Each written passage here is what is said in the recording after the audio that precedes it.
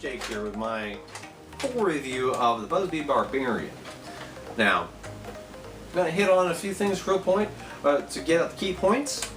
What this is a 40 round, dual drum fed, slam fire only blaster. And it is not powered by a spring, nor is it flywheel powered. This is powered by a HAMP system. Bee used this before with their Sidewinder, which is currently still on the market, and is an extremely comparable blaster other than the looks, because it uses one large 30 round drum compared to the dual 20 round. Now, with that, for those of you who don't know what a HAMP system is, it's a air pressure system that you are actually pumping up the air pressure as you pump and fire. It pumps it up, hits a high pressure really fast, and then vents it out. And that venting out is when it shoots the dart. Simple as that. As you pump it, you're actually getting air built up in the chamber, and then it hits a check valve, and poof, out it goes. And with no dart in it, it doesn't do anything. Put a dart in it, and you feel the resistance, and it relies on the harder you pump, the faster it fires velocity-wise, and with the further range you get. So, more force put into the pump, the more power you get out of the shot. Simple as that. And for those reviewers who have tested, say like the Bee Sidewinder before, and had said it was a weaker blaster, I can only say that it came down to user error, or just simply them not knowing how it worked. So I remember a Coop video of a test of the Sidewinder, and I was just blown away by the fact he said it was weak, because the Sidewinder is actually one of the more powerful blasters on the market. Now, the Barbarian is no different. I'll put up a range test so that you can see. I'm going to go ahead and show you the range test right now. Okay, we're outside here to do a range test, and there will be no corresponding chronograph test for this, because this blaster, the Bee Barbarian, does not play nice with my chronograph. You need to have a large, say double antenna looking versions of the chronographs, and my airsoft chronograph doesn't work well with this. So we'll range test it, and I'll let you make your determination of its performance based off of that. So here we go.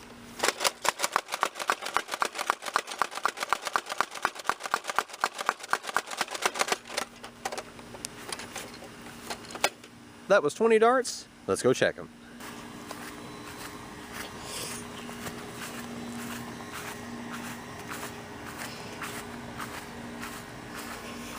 First one is just a few feet shy of 50 feet. Here's the first dart coming across, so looking at, it's about 45.5 feet. Now, just to show you, the Barbarian is definitely a spray and pray kind of blaster, not really intended for use at range. I'm going to show you the spread here.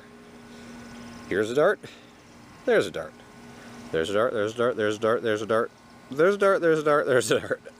You can see all the little blue everywhere over there. Let's go find them and track down the longest one and see. Well, we're passing the 75-foot cone, and here's one off to my side. I think we've got the winner. I was looking at it the whole time. This one here, walking it across, is just shy of the 84-foot mark. So, I'm going to look back and just show you. Big grouping right around that 75-foot cone. So, that's not with much of an angle. I might have put a little angle to it, but that's pretty impressive. Stock blaster, hardly any angle put to the firing, so it's got power. And then we're going to come back. The fact is what you see on the range test, I wasn't even going absolute full force on this thing. This thing can easily outperform the Thermal Hunter, a stock Interceptor, or Abraham's M16. Those are all blasters that stock hit around 80 feet per second, and with a flat shot will easily hit 75 feet or so, and they can launch further. And that gets all into the, depending on wind conditions or angle of the shots, which my range test of this was fired into completely calm, which was nice. That's the most controlled you can get with a range test. But this thing has serious power. The Sidewinder was no different. And that's what always blew me away when I heard mention that these HAMP systems are weaker. They're not. They're exceedingly powerful. But they rely on your effort put into each shot. Again, if you go weak with a shot, it'll fire weakly. If you slam that shot, this thing will fire harder than any stock blaster out there. And with the only few exceptions that'll match it would be like, say, the Dart Zone Magnum or the Dart Zone Scorpion. Those things shoot around 100 feet per second stock. This gets close up there, I would say. I would need to get a different chronograph and test it, but my little chronograph doesn't like this thing. But with all that power, there is a price. The price is, beside me, I've got piles of darts with the tips blown off of them.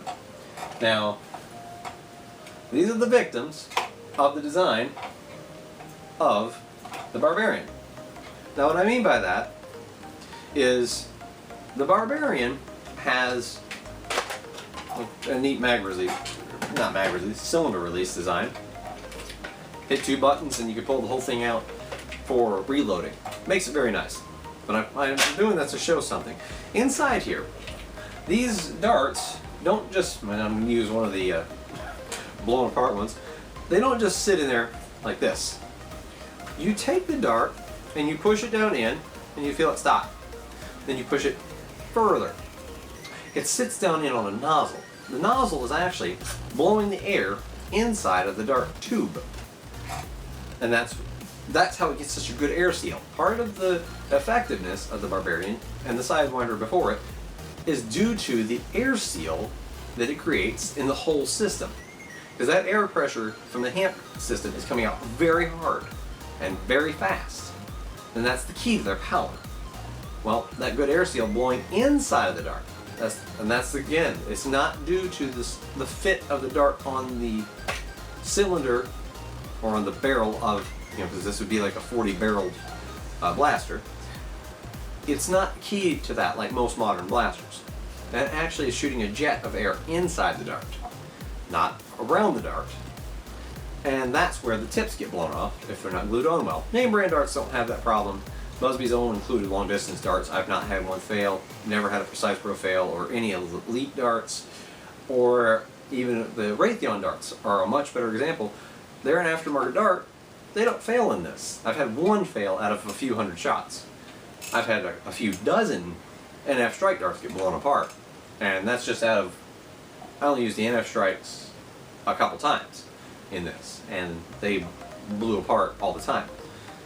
This thing has so much power going through inside of the dart that causes a problem. And yes, I'm focusing on that a bit because you out there watching my review need to know that.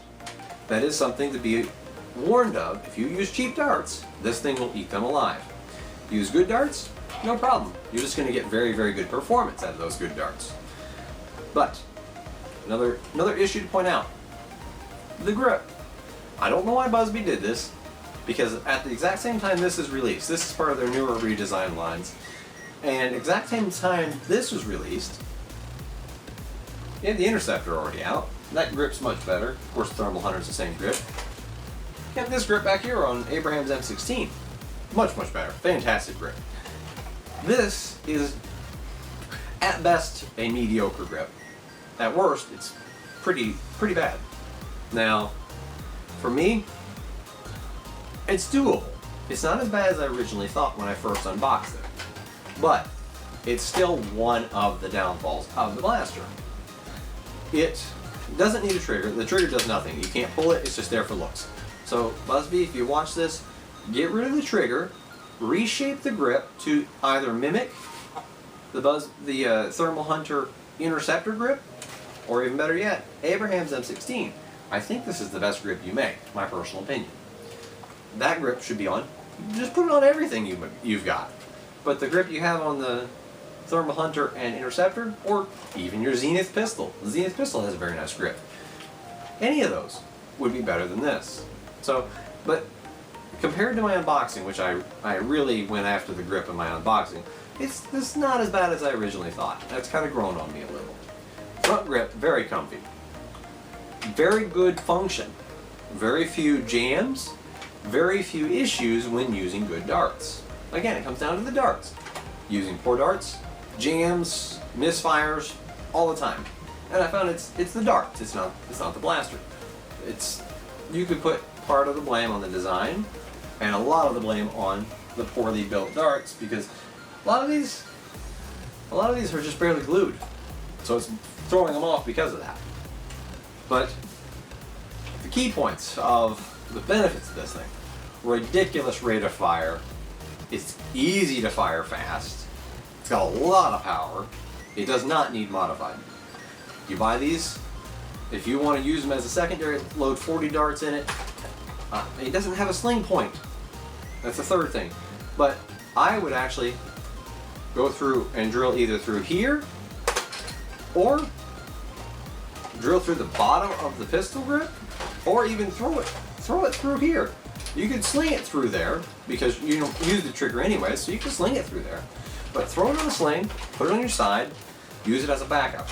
As a spray and pray closer range, literally unbeatable. I don't think there's a blaster in the market that's not full auto. That would be the key thing. There's not a blaster in the market that's not full auto that's going to beat this thing in close range. This thing is fantastic. At close range, the fact that you can just slam out 40 shots, just unloading, and it hits hard. If you get within 20 feet, this thing is hitting hard for a stock blaster. So for $23 more or less, you've got a very specialized blaster. It's terrible at range, amazing. The closer the distance, the better. And you aren't ever going to be precise with it. So, but what's my review of it? If you're looking for a spray and pray, just something to unload on people at close range and have fun with, this thing's actually pretty good for that. It's one of the best for that. There is one better. It's not powered by batteries. The Busby Destiny would make this obsolete. However, if you don't want to run something that takes clips and you have to pump up with air, because that's a whole different air design, the Busby Destiny, you got to pre-pump it, normal pneumatic type blaster, pump it up, have it at the ready, throw a clip in it, and 20 shots in a couple seconds. Aside from that blaster, I don't know much that's going to rival this in close range gameplay. So, what am I saying? Final summary, and if you had to make me put it in a sentence. It's a fantastic blaster for clearing out somebody at very close range. It needs a little more refinement in the way of a grip. And be warned that if you use cheaper darts, it'll eat them alive. With that sentence being finished, what do I say as far as whether I would recommend it or not? Well, if that's what you're looking for, yes, a secondary backup option that you can throw on a single point sling, run it over your side, and just pull it out when you need it. Oh yeah, I definitely recommend it for that. If you're looking for something to grab as your one and only, no, do not go for this. Again, if you're going to go for the one and only blaster and you just want something that is fun and effective, Thermal Hunter or Interceptor. This I wouldn't put over this. I wouldn't put it over the Abraham's M16. All three of those are better for a primary option than this is. Now, comparing it to its rivals, I'll do that here in another video, comparing it to the X-Shot Turbo Advance and the Nerf Surge Fire. But that alone, fantastic secondary option.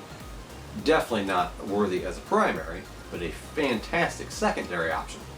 Or if you're just somebody who doesn't want to mess with magazines and wants something, and you don't care about being accurate, and you just want something to go out there and just, like I said, spray and pray, and that's just how you have fun, yeah, this does that. This is Mongoose Jake with my review of Bee's Barbarian Blaster. I got mine locally at my local Kmart for $22.99. I'll put a link in the description where you can find your own.